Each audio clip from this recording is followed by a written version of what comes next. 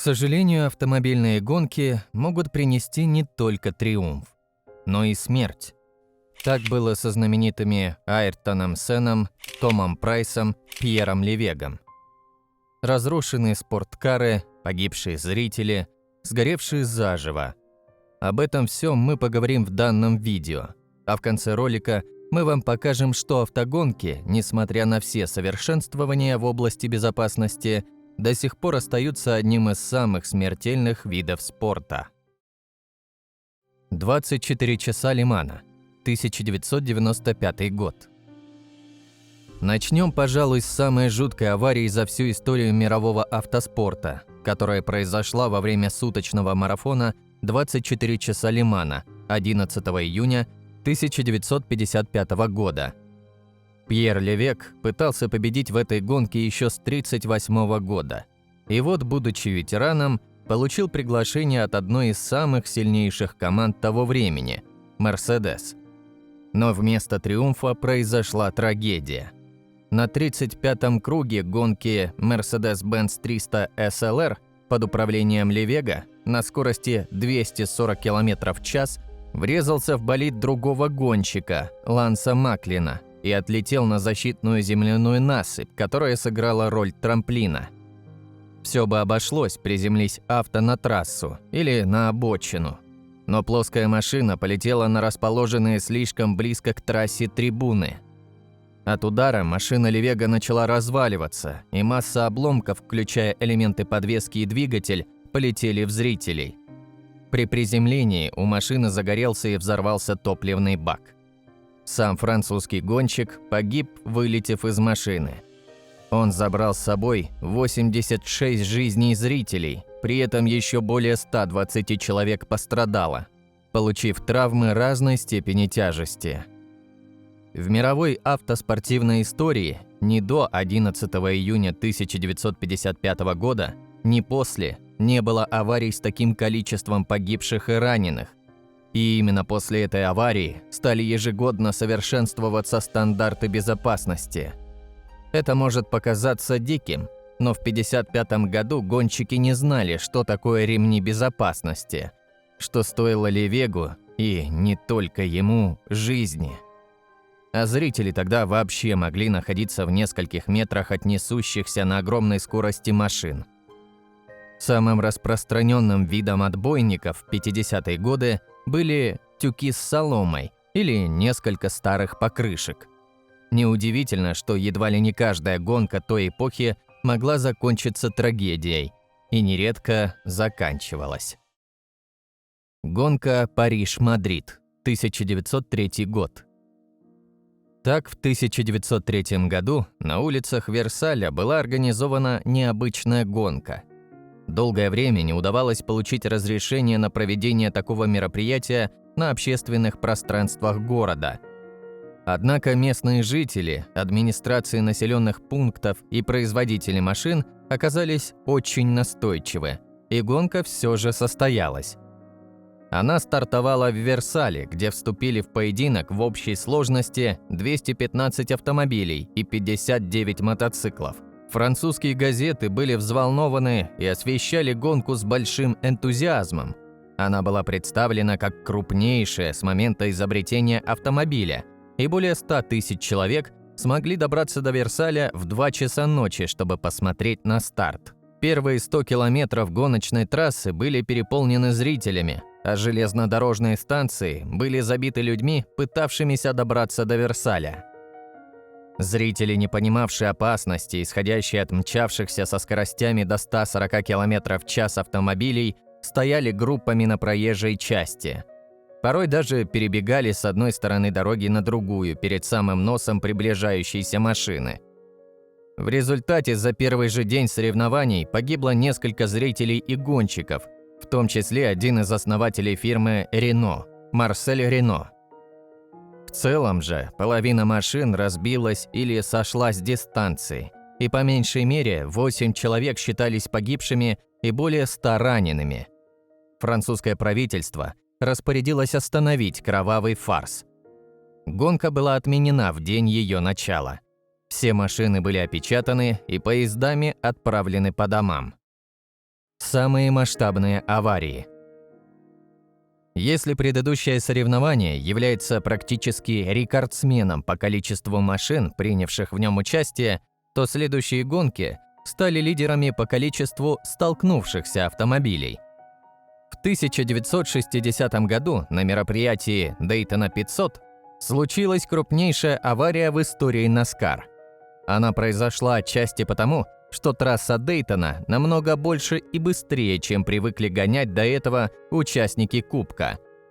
На трассе было 68 машин, 37 из них столкнулись в конце первого круга. 8 гонщиков оказались в больнице, но, к счастью, обошлось без летальных исходов. После той аварии NASCAR пересмотрели правила и сократили количество автомобилей на треке до 43. А вот рекордом Формулы-1 по количеству машин, участвовавших в столкновении, стал Кубок Гран-при Италии 1978 года. Тогда, в самом начале гонки, стартер потушил красные огни светофора еще до того, как все машины успели выстроиться на стартовой решетке, что в итоге привело к столкновению в общей сложности 11 машин. «Лотус» шведского гонщика Ронни Петерсона врезался в соседний болид, улетел в отбойник и, не выдержав лобового удара, вспыхнул.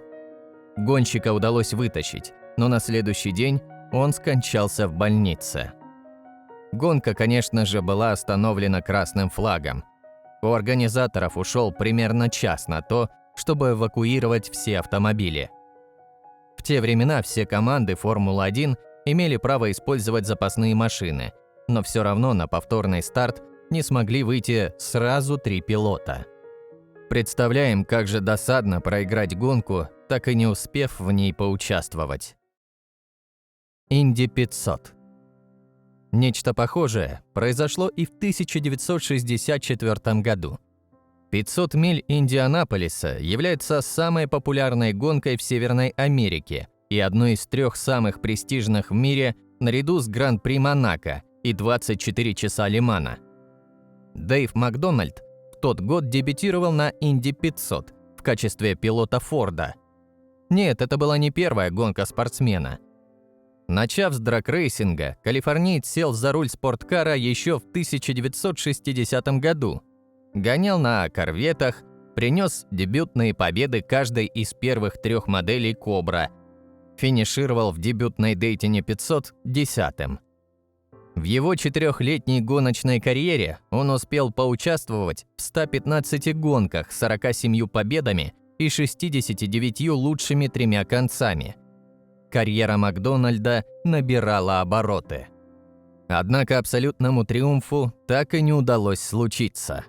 Из-за отказа тормозной системы болид Дэйва врезался в бетонное ограждение.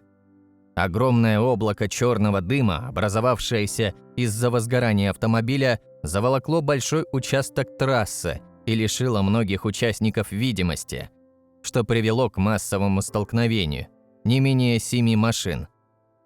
Организаторам впервые в истории Индианаполис 500 пришлось остановить гонку. В результате страшной аварии 5 гонщиков получили различные травмы. Еще 2, включая самого Дэйва Макдональда, погибли. Эта трагическая гонка снова показала, что требования безопасности должны быть пересмотрены. Огонь на трассе. Вообще, возгорание автомобилей на трассе не редкость. Известно как минимум 2 похожих случая. В 1976 году на Кубке Гран-при Германии на 2-м круге гонки Феррари Ники Лауды сорвалась с трассы, ударилась о заграждение и вылетела обратно, где в нее врезался ехавший следом Брэд Лунгер. Оба болида загорелись, Лунгер смог выбраться, а вот Лауда застрял. Остановившиеся гонщики пытались достать коллегу из горящей машины, но им удалось это не сразу. И в результате сильнейших ожогов головы и лица, а также отравления угарным газом, Лауда впал в кому. Врачи сомневались, что он выживет, но случилось чудо. Он выжил и даже спустя 6 недель после аварии снова вернулся в гонки, где проиграл чемпионский титул Джеймсу Ханту с разницей всего в 1 очко. В 1973 году на Кубке Гран-при Голландии на 8-м круге гонки на Марче у Роджера Уильямса случился прокол. После чего на скорости под 300 км в час машина врезалась в заградительный барьер, который сработал как подкидная доска, вышвырнув перевернувшуюся машину обратно на трассу. Автомобиль загорелся, водитель оказался зажат в кабине. Один из гонщиков, Дэйв Пёрли, остановился и попытался помочь коллеге, перевернув автомобиль. Маршалы же, имевшие в руках огнетушители, опасаясь взрыва бензобака, в это время стояли в отдалении, даже не пытаясь спасти Уильямсона. На помощь Пёрли рванулись зрители, и маршалы, вместо того, чтобы спасать застрявшего в горящей машине пилота, начали отгонять толпу от трассы. Все это время Уильямсон был жив, и Пёрли, в одиночку пытавшийся потушить пожар, слышал, как тот умолял ему помочь. Но вскоре крики прекратились. Уильямсон умер не от ожогов или каких-то других травм, а от асфиксии и отравления продуктами горения. Смерть от огнетушителя. Но не только огонь может стать виновником трагедии. Том Прайс, единственный гонщик из Уэльса, когда-либо побеждавший в Формуле-1, погиб во время Гран-при Южной Африки 1977 года, сбив сотрудника пожарной службы, перебегавшего трассу с огнетушителем. Произошло это так. Машина другого гонщика загорелась, и двое пожарных с огнетушителями без согласования попытались приблизиться к трассе, чтобы погасить огонь. И одного из них избил Том Прайс. Так как гонка не была остановлена, машины неслись на огромной скорости. 19-летний пожарный скончался от удара на месте, а огнетушитель, который он нес, попал Прайсу прямо в голову и убил его. Машина Прайса с мертвым водителем за рулем продолжила движение по трассе и остановилась, врезавшись в ворота въезда для машин скорой помощи. Автомобили группы «Б». Расскажем вам немного об автомобилях группы «Б». Это, пожалуй, самое экстремальное явление в истории гонок. Разве могут быть неэкстремальными болиды массой в 900 кг, которые на гравии разгонялись до сотни за 2 секунды? Созданная в 1982 году, группа «Б» значительно повысила популярность ралли, положила начало крупным победам Audi в спорте и стала кульминацией спортивной карьеры некоторых талантливых гонщиков. Но она не могла просуществовать долгое время по определению. Первой крупной трагедией группы «Б» стала авария на ралли Португалии в 1986 году.